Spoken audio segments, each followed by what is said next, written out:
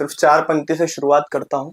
जिस मिट्टी से आप सभी के समक्ष उपस्थित हुआ हूं, सिर्फ मैं इसे शुरुआत करने का प्रयास करता हूँ कि समय के साथ जो चलता उसे हम काल कहते हैं, कि समय के साथ जो चलता उसे हम काल कहते हैं, कहानी जो सुनाता है उसे बेताल कहते हैं, और जहां पर पाप को धोते हुए शिप्रा का जल है जो, वहां पर भस्म से लिपटे उसे महाकाल कहते हैं। क्या बात।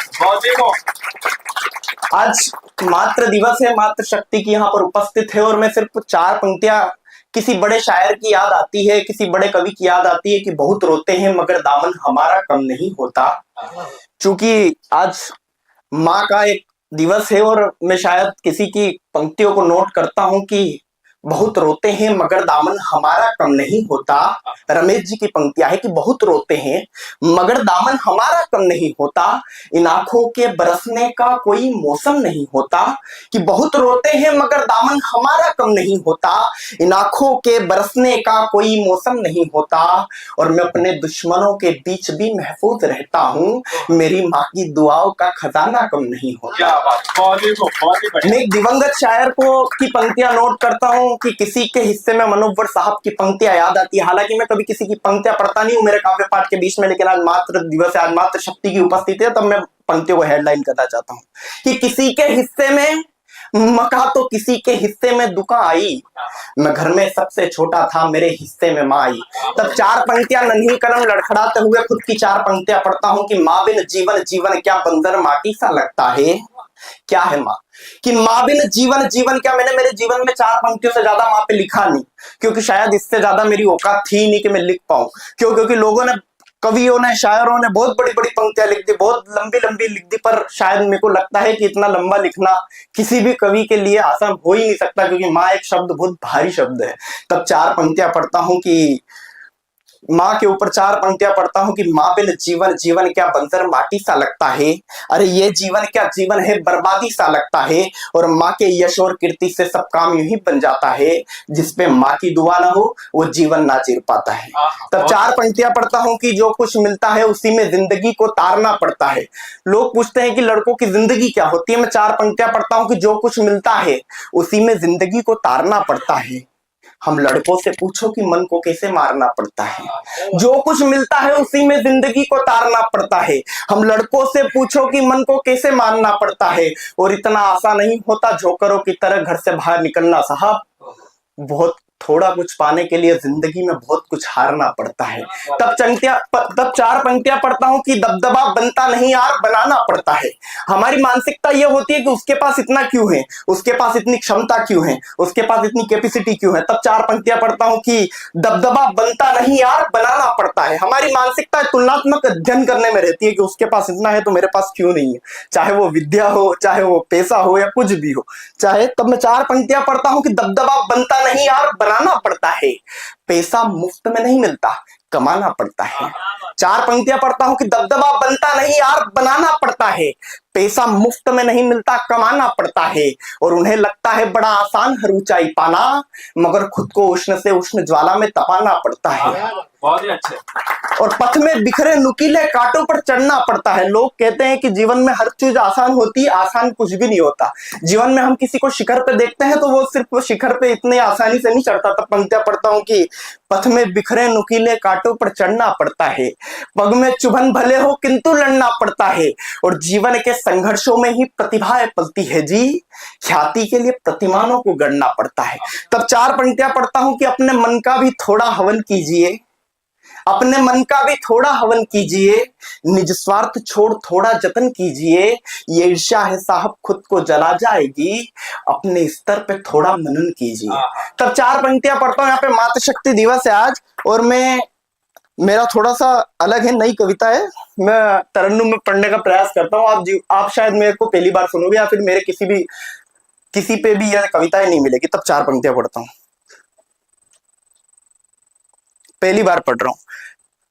हमने माँ के ऊपर अभी जितने भी आए परफॉर्मेंस करने के लिए परफॉर्मर आए, उन्होंने हर बिना माँ के ऊपर लिखा। मैं थोड़ा सा, मेरा दृष्टिकोण अलग है। एक विडंबना देखिएगा कि माँ और ये मातृशक्ति की जो क्षमता होती है वो होती क्या है। मैं चार पंक्तियों से बताना चाहता हूँ कि मातृशक्ति होती क्या है।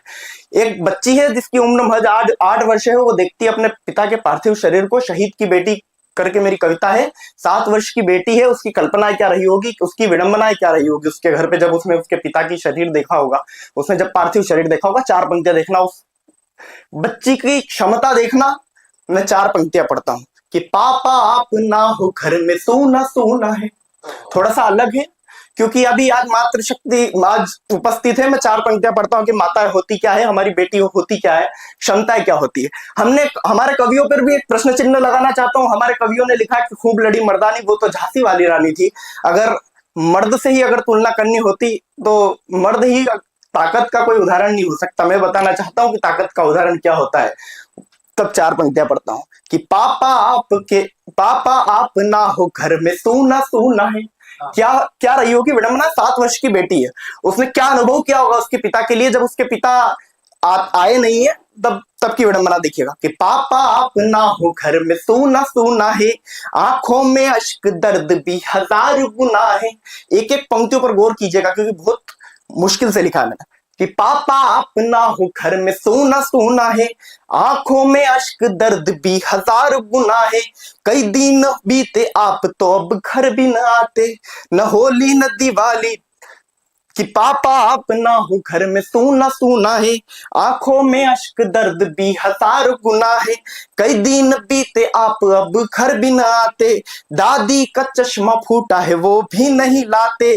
कई दिन हो गए मैं तार तार हो गई, एक बाप के बिन बेटी यूं नितार हो गई। कई दिन से देखना वो बच्ची उसके पिता को नहीं देख पाती है घर पे। तब पंक्तियां पढ़ता हूं कि पापा आप ना हो घर में सूना सूना है, आंखों में अश्क दर्द भी 1000 गुना है। कई दिन बीते आप तो अब घर भी ना आते, दादी का चश्मा फूटा है वो भी नहीं लाते। कई दिन हो गए मैं तार तार हो गई, एक बाप के बिन बेटी में नितार हो गई। ऐसा मुझे लगा कि मैं मझदार में फंसी, न लब पे है मुस्कान न होठों पे है हंसी, न सर पे हाथ ना किसी का साथ मिल रहा। पंक्तियां देखना कि न सर पे हाथ ना किसी का साथ मिल रहा, दुनिया भी मतलबी है बस आघात मिल रहा। तब 4 पंक्तियां पढ़ता हूं कि दुनिया भी मतलबी है बस आघात मिल रहा। कई वर्ष हो गए पापा चेहरा भूल सा गई, लगता है पापा में अधर में झूल सा गई। कई दिन हो गए न खिलौने न चुड़िया है। जब वो बच्ची देखती है कि उसके पिता नहीं आ पा रहे हैं, उसके पिता की उसे पता नहीं है कि उसके पिता अब इस दुनिया में नहीं है। तब पंक्तियां पढ़ता हूं कि कई दिन हो गए न खिलौने न गुड़िया है, अरे हाथ भी सुने हैं न टीकी न चुड़िया है। कई वर्ष हो गए हैं पापा आप न शॉपिंग पे ले गए, न होली न दिवाली बस पापा दर्द दे गए। इस भूख के लिए आप हमको भूखा छोड़कर, इस भूख के लिए आप हमको भूखा छोड़कर, कहाँ चले गए हो पापा दिल को तोड़कर। कई वर्ष से चले गए हैं दिल को तोड़कर, आघात पे आघात को बस सी रही हूं मैं, इन आंख में अश्कों के संग जी रही हूं मैं। तब 4 पंक्तियां देखना, इन आंख में अश्कों के संग जी रही हूं मैं। जब वो देखती है उसके पिता का पार्थिव शरीर जब आता है उसके घर के सामने, तब वो क्या प्रश्न पूछती है अपनी माँ से। पंक्तियां निवेदित करता हूं कि न पाँव में पायल ना ही मेहंदी रची है माँ। प्रश्न देखना, उसकी माँ से पूछती हो कि न पाँव में पायल ना ही मेहंदी रची है माँ, चारों तरफ है खलबली कैसी मची है माँ।